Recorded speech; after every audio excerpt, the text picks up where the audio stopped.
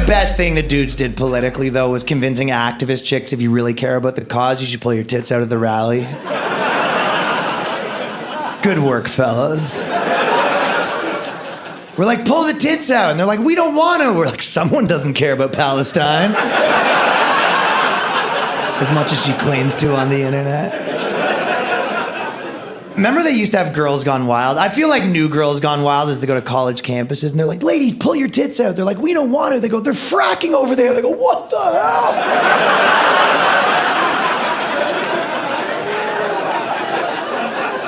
Ladies, they're getting rid of maternity leave in Arkansas. They go, not if we can help it. Did I solve it? Yeah, it's solved. I feel like vegans are the most hated activist group. Vegans get so much shit. People will be like, fuck you, you're like the pedophile. They're like, behind him, there's a vegan. Not well liked. And some of their stuff isn't even that crazy. They're like, we shouldn't boil lobsters alive. And we're like, we're boiling them. You're like, why? It tastes 1% better. I have a friend who's a chef, and he goes, well, the lobster can't really feel it. You look at the pan, the lobster's like, ah!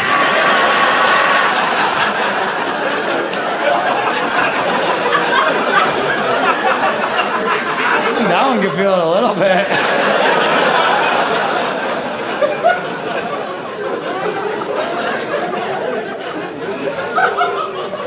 My favorite is just like the no accountability activism, though. Like, so I don't know if you guys know the girls from Playboy, they have like this podcast where they drop these truth bombs, and they'll be like, you guys might not realize this, but Hugh Hefner was a misogynist. And you're like, what the?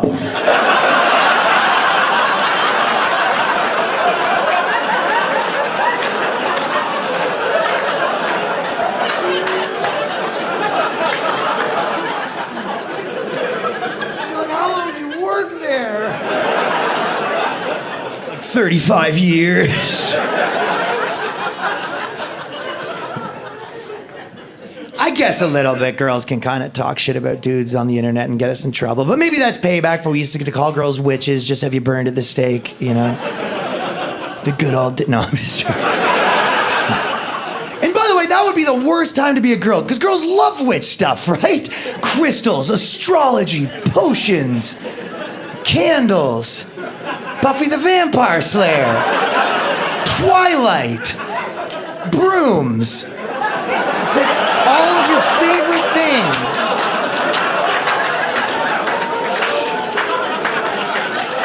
They love it. Like, what's your astrology sign? You'd be dead for knowing that back in the day. Back in the day, a girl would be on a date like, oh, I should tell you the moon's actually in retrograde. And we'd be like, oh, crazy. You should actually tell the judge, bitch, because your burning starts at dusk. A terrible time to be a witch.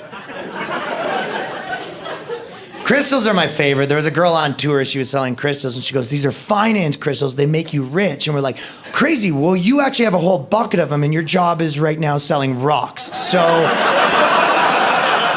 you kind of just not using them, sort of thing?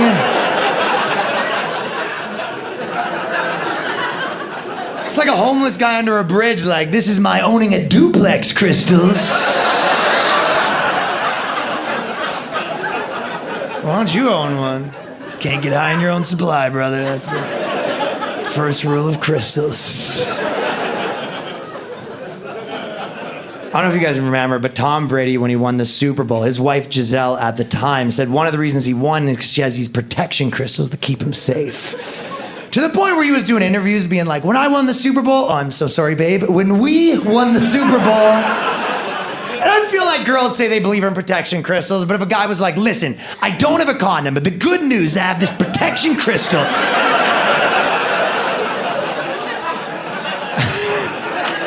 I won't be able to walk you home, but I put a protection crystal in your purse.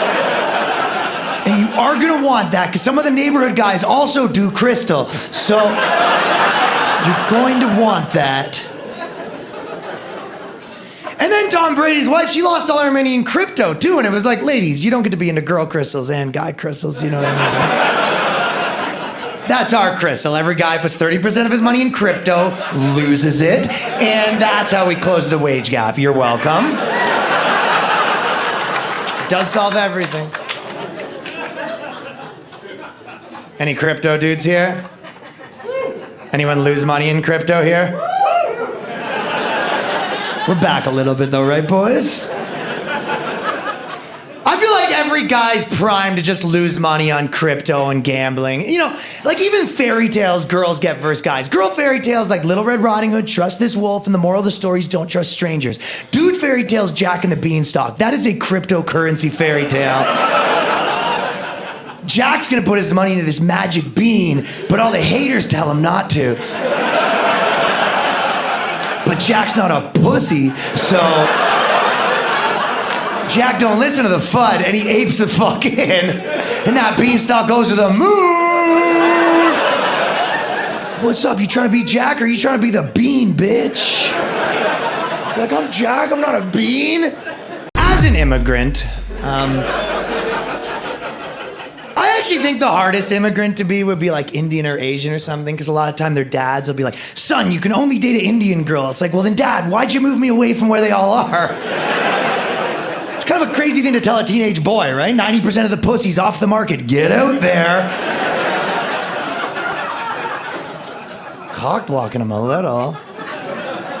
I dated a girl like that when I lived in Toronto, Canada. Her dad wanted her to date an Indian doctor, and this guy was not pumped when she started dating a white comedian. And he didn't want to listen when I tried to explain to him that laughter is medicine. So, if you think about it, I'm a bit of a practitioner myself. And he was like, no, get out of here and take all these goats. We don't even do that. Yeah, I know. So this racist said to me.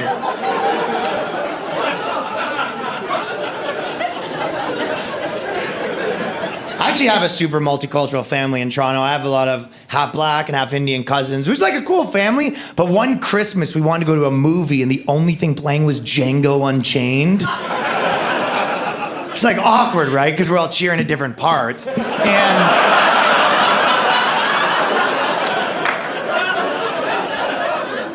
I'm cheering at the credits. That's awkward. The only thing I can think of is more awkward is if you went to that movie and there was a black guy sitting in your seat and then you had to ask him to move. Can you imagine mid-whipping scene? You had to come in. All right, C43. Ooh. Ah, ha, ha. Think you might be in the back of the theater there, pal.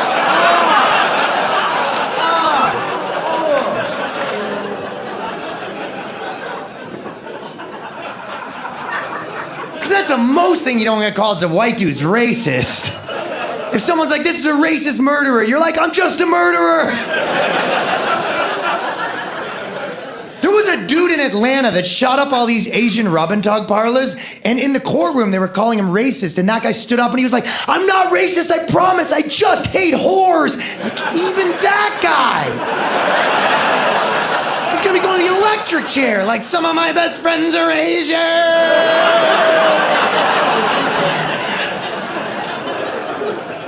Well, what do you guys think? Should you treat people of different races the same or different? What do you specifically think? Why don't you guys want to answer? Well, it's because the answer is different, but I can understand why you don't want to yell it. Like, I'll never tell a black guy he looks like another guy. The stakes are way too high. The black guy to me could be like, you look like Jonah Hill. I'll be like, I've actually been told that, yeah. Even there's just little things. Like if I was dating a girl from Australia and I was like, oh, let me make her feel comfortable by putting on Australian music, you know, Cat Empire, some shit like that. Yeah, nothing weird about that. Everyone feels normal, but if I'm dating an Indian girl, I can't bring her home, put on some candles, and put on.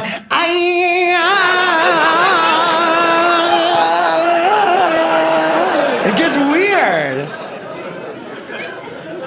But it's gone a one-way thing, because I would love if a girl in America tried to make me feel comfortable, took me home and set some candles up and made me feel comfortable with music of my culture, put on, it's been 1 week since you looked at me. I would love that. Shook it to China. I would love that.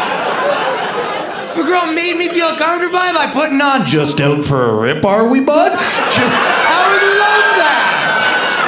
Just Out for a Rip. That's the only song. That's a smashing anthem.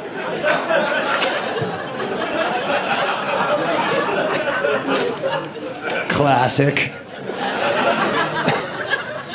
People are watching, wondering what that is. Google it.